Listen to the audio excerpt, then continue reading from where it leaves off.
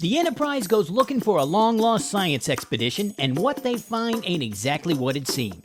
No, this ain't the man trap, this one's got robots. So set your record player to 9,000 RPMs and strap in, as we ask the question, what are little girls made of? Hit it! Hey!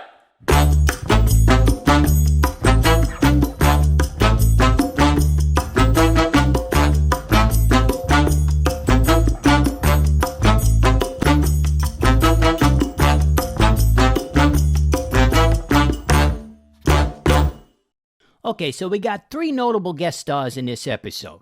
First, you got your Michael Strong as Dr. Corby. He was the eternal guest star in the 50s through the 70s, and I know him most as General Carver in the movie Patton, which if you ain't seen it, you should check it out. Possum Grandpa always said it was the best movie about World War II, and he should know he was in the thing. The war, not the movie. Anyways, you also have Sherry Jackson as the lovely Andrea. Like Mikey, she ran the guest star circuit for a while, but her main gig was doing 133 episodes of The Danny Thomas Show. When she appeared in Star Trek, she already had a star on the Hollywood Walk of Fame. And last, but definitely not least, you've got the iconic Ted Cassidy as Ruck. Can you believe that guy's name is Ted? That ain't a Ted. That's a Gunther or something. Now, you've already heard him as the voice of the Baylock puppet in Corbomite Maneuver, but now all 6 foot 9 inches of this awesome giant is on the screen as the ancient android. But for now, let's get into the plot. So the Enterprise and the gang rolls up on the planet XO3, looking for a science team that the Federation lost contact with 5 years ago. This team was led by one Dr. Roger Corby.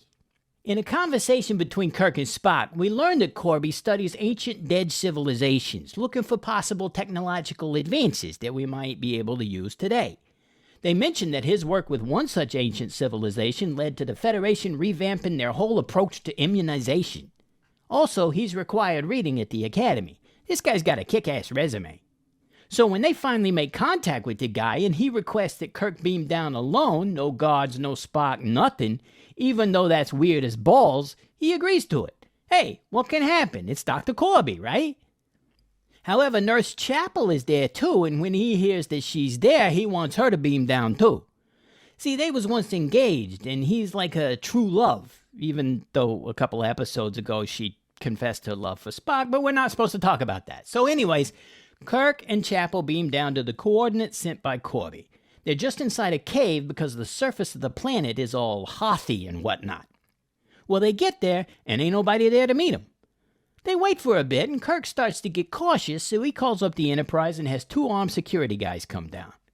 He posts one at the beam down spot and tells the other to come with them as they try to find Corby in the caves. As they creep along the side of a big pit, suddenly someone shows up. Turns out it's Dr. Brown, a colleague of Corby's. So they go and greet the guy, and their security guy just up and falls off the ledge into the pit. Brown says he's toast because the pit is bottomless, whatever that means. Also, Brown is acting kind of weird. Chapel says, "Don't you remember me?" And Brown just kind of says, "Oh yeah, you're that nurse or whatever." Kirk calls the other security guy and tells him that his security guy bit it, and he needs to call Spock and get some more security guys down here because bottomless pits don't fill up themselves. Well, unbeknownst to Kirk and Chapel, before he can make that call, a friggin' huge, scary dude punches his ticket for him. So as Dr. Brown is leading Kirk and Chapel to see Dr. Corby, he explains that there was an ancient civilization on XO3 that was driven underground when the surface went all winter wonderland, and once they no longer had the ability to move freely, expand, explore, and whatnot, their society got complacent and very mechanistic. He says Corby has made some discoveries down here that will revolutionize the universe once he's able to take them off the planet. That don't sound hinky at all. Then they get to what I can only describe as the den. Some couches, rugs, very tastefully decorated. A little dated, but classy, you know? Here we meet another colleague of Corby's, Andrea, wearing a very interesting outfit. Corby shows up and kisses Chapel and then tells Kirk he can't call the ship. He says he lost one guy and can't get the other one on the phone, so he's calling the ship. Brown whips out one of those old lawn sprinkler style phasers, which I guess you can get at any pawn shop now as often as they seem to turn up, and after a bit of a dust up, Brown gets shot. Turns out he ain't a dude, he's an android. And then Ruck, that big scary guy from before, shows up and slams Kirk against the wall like he's trying to see how he would look hanging over the whatnot shelf. There's a joke there somewhere about a stud finder, but I'm way too classy a possum to make it. Over in a side room, it turns out that Ruck is a killer impressionist and talks to the Enterprise in Kirk's voice, telling Spock that everything is fine. Corby explains that he found Ruck down here tending the machinery and that neither he nor Ruck knows how long he'd been there, but it's in the centuries. Using records he found and help from Ruck, they built Brown. Kirk demands to know what happened to the second security guy, and Kirby says that Ruck killed them both. He says it was an accident and that Ruck had orders to protect Corby's project, and he killed him as a result. Corby is sorry about that. Oops. Ruck does some more impressions, but when he does Chapel, Corby gets pissed and tells him never to mock her. Kirk suggests that he tell Ruck to obey her orders too, and he agrees. Chekhov's programming over here. Not that Chekhov, different Chekhov. Kirk tries to get away again, and once again gets slung across the room like a throw pillow by Ruck. Back in the den, Corby talks more about his plans. It's also revealed that Andrea is also an android. Chapel gets a little snarky about her fiancé having a sexy android around to do whatever, and he says that she doesn't have emotions and couldn't possibly love. To prove it, he has her kiss Kirk and then smack him. She does both with equal apathy. See, he says, she only obeys orders. Kirk points out that if androids only obey orders, why did Brown try to shoot them, and why did Ruck kill those security guys? Corby says, you want answers? Follow me. They go into another room with this big turntable. Ruck brings in a blank android, because that's how androids come, I guess, and puts it on one side of the turntable. Then the turntable rotates around to reveal naked Kirk on the other side, looking as comfortable as you might expect. Well, the turntable starts spinning around at a pretty nauseating rate, and when it gets done, there are two Kirks on the table. Kirby orders the mental print of Kirk to be written to the new android, and Kirk starts repeating the phrase, "Mind your own business, Mr. Spock, I'm sick of your half-breed interference, do you hear?" And then his brain gets copied over to Robo-Kirk. After this, Chapel is eating lunch in the den, and Kirk comes in. He tells her he's apparently on probation and can move freely as long as he doesn't try any funny stuff. He asks Chapel if, should the necessity arise, she could betray Corby. She asks that he not make her make that choice, but tells him he should eat his lunch. And he tells her, androids don't eat, Miss Chapel. What? Corby comes in with the real Kirk in a crazy scientist team uniform and sits next to Robo-Kirk, and they have a Jim Kirk trivia contest. Robo-Kirk scores 10 out of 10, and Corby sends him up to the Enterprise to get the command packet from the safe in Kirk's quarters so they can find a good planet for Corby's plans. He says he wants to find a colony with a good amount of people and raw materials so he can start manufacturing android replacements and eventually have a super robot civilization. Kirk tries again to escape using a bit of string from the Pier 1 chair he was sitting in to choke Corby. He ends up having to run off, and Corby tells Ruck to protect, and we know what that means. But Chapel yells at Ruck that she orders him not to harm Kirk.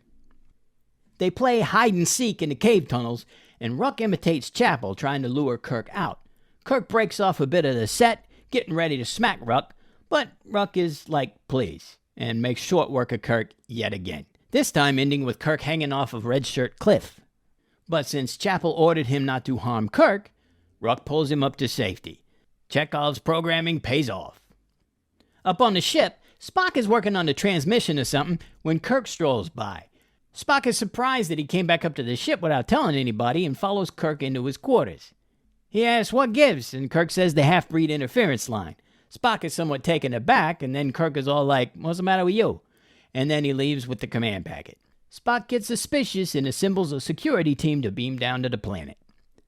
Down on the planet, real Kirk kisses Andrea again, only this time he sprinkles some of that Kirk spice on it, and of course, she falls in love with him. This freaks her out because it ain't supposed to happen, and she leaves. And then Ruck comes in. Kirk doesn't kiss Ruck. Instead, they talk about the old ones, the ones who created Ruck. He says the old ones built him too well and became afraid of him, so they started shutting him off. Kirk questions Ruck further, and Ruck starts remembering details like the Rucks from back then didn't like being shut off, so they killed the old ones. Kirk points out that Corby is doing the same thing, so Ruck goes after Corby, who shoots him with a phaser. Oh well, it was a good try. Meanwhile, Andrea comes across Robo-Kirk and thinking he's the real Kirk, tries to kiss him. He says no, it's illogical, so she blasts him with a phaser. Woof, android love is pretty toxic.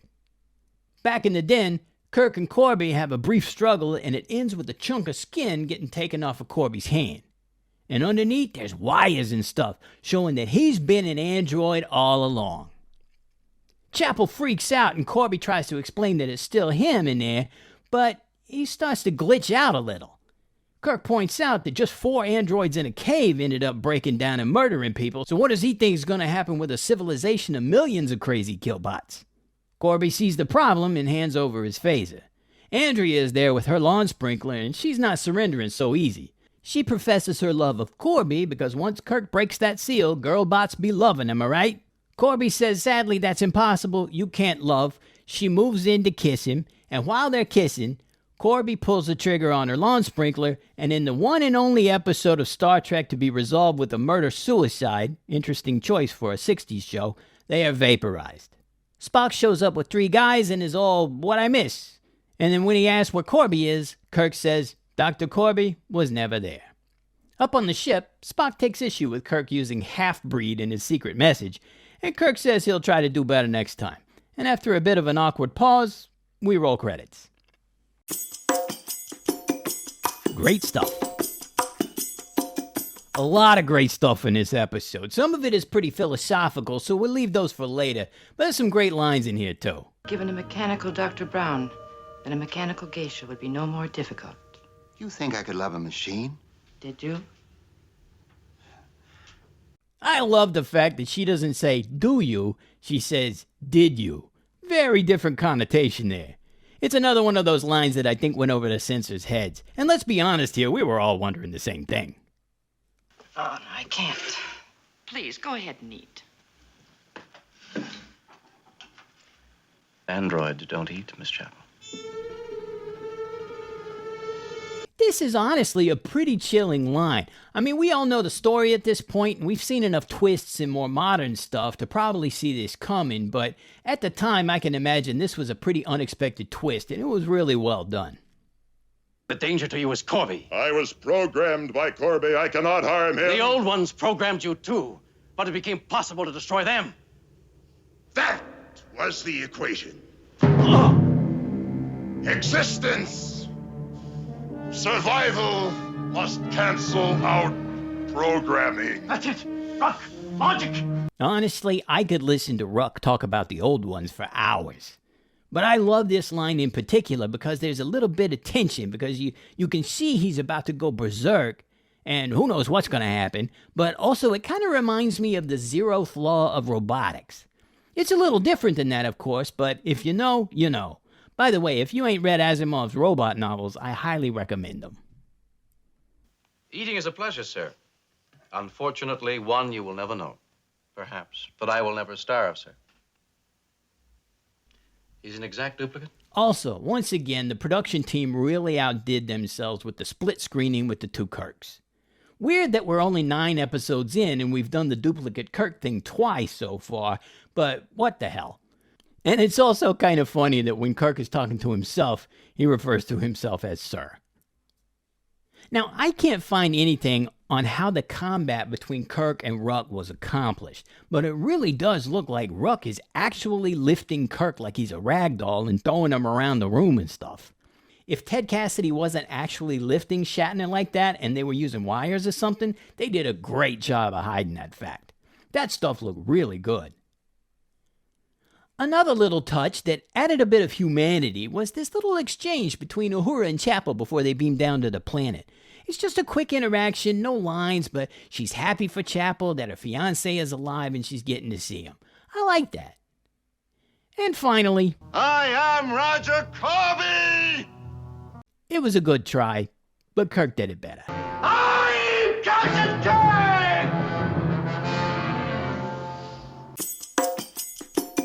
The Goof. Okay, so the way to make an android is very much 60s sci-fi mumbo-jumbo. And to believe that Kirk made it through that without turning the android-making room into the worst gastrointestinal spin-art masterpiece ever is hilarious. I mean, it ain't a fatal bit of goof. It's actually kind of charming in its silliness, but come on. Also, it's pretty rich that when Chapel wonders about what Andrea's purpose is, Corby is all, what? How can you say that? When this is the outfit Corby put her in. Are you kidding me? Don't get me wrong, nice pants, but don't act like Chapel is way off base here. Look at this. So, what is with this weird couple in the background? You see this? Weird staging, right? Who are these people? And it's kind of funny how Corby don't so much enter a room as he teleports into the scene without anyone seeing him do it. Whole conversations are going on without noticing that this guy just appeared in the room. Look at this. You are exactly as Roger described you. No wonder he missed you so. Where is Dr. Corby? Here, Captain.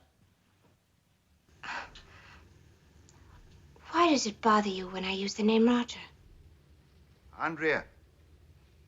It's sufficient that it does disturb her. Androids don't eat, Miss Chapel. Even has your sense of humor.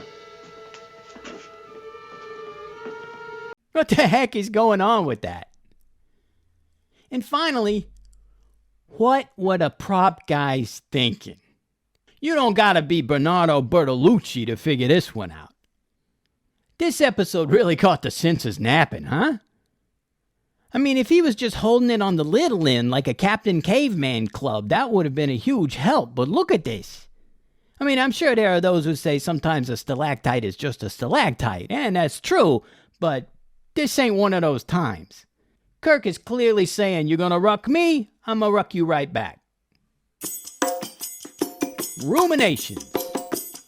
Couple of things right off the bat here. We're seeing the birth of two different Star Trek tropes in this episode. First of all, we get the first official red shirt deaths.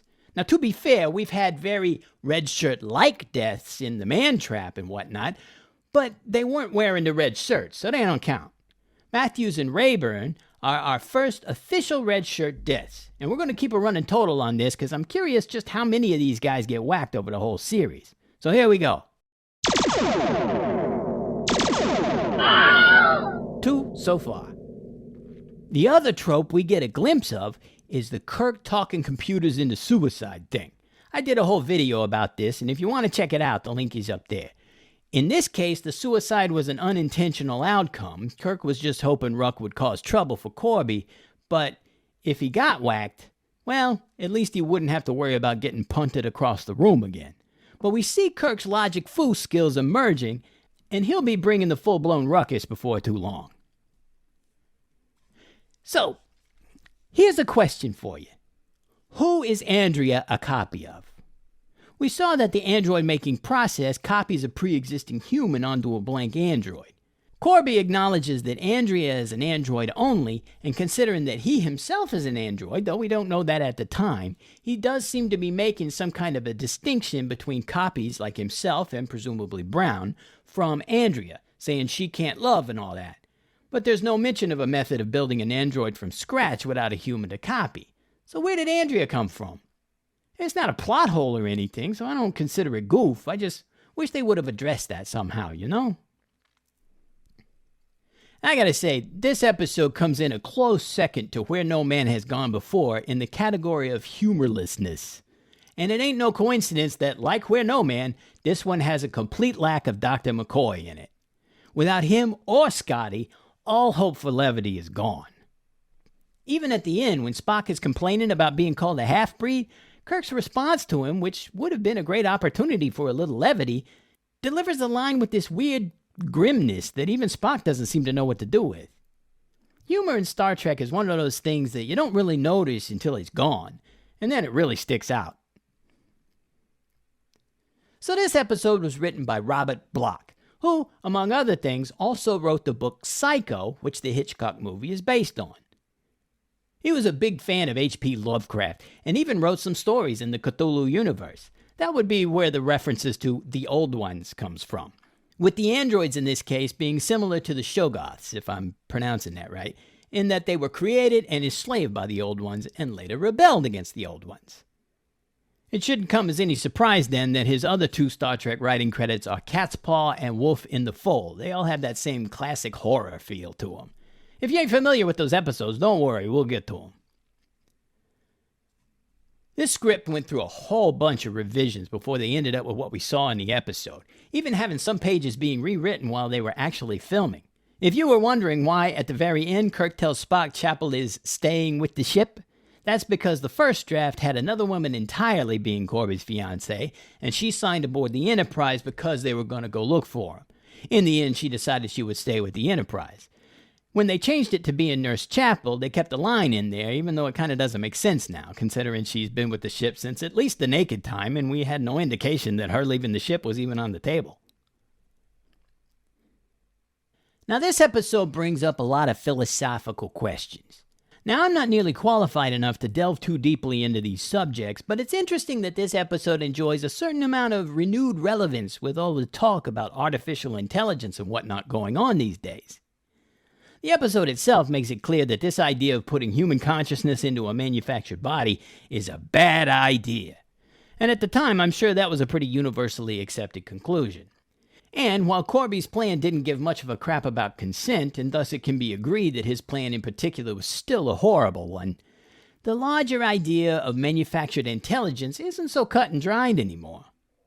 Notice I didn't call it artificial intelligence, because I think it's important that we recognize that there kind of isn't such a thing as artificial intelligence. It's either intelligence or it ain't, you know?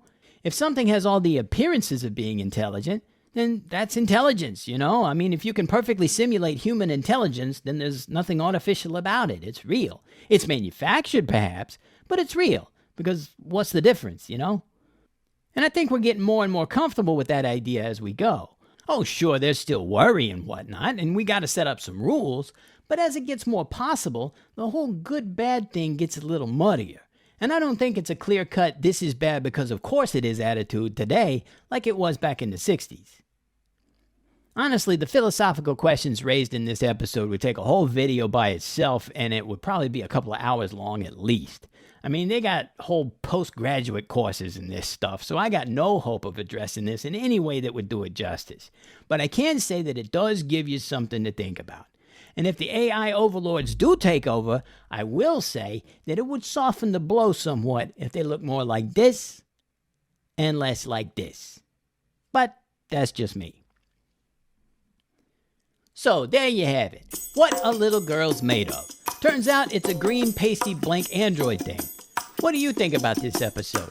This is the first mad scientist episode Star Trek has done, and it had some Twilight Zone-y twists in there. Did you dig it? Does it still hold up? I'd love to hear your thoughts on it in the comments down there. If you're digging the reviews, let me know about it by liking that thumbs up button. And don't forget to subscribe if you ain't done that already so you don't miss any of the fun and excitement of watching stuff with me, Possum Rob. Don't forget, we got all your possum-related merchandise needs covered over at adstudiosmerch.com, and channel memberships should be up and available by now, so check those out. And if you're in the position to help out the channel with some quatloos, we'd love to have you. We're watching The Expanse and Babylon 5 over there, so come join the fun. Next up, the gang checks out an insane asylum where something hinky is going on. We have our first Shakespeare reference title in Dagger of the Mind. Until then, possum friends are awesome friends. Take it easy, all right? Later.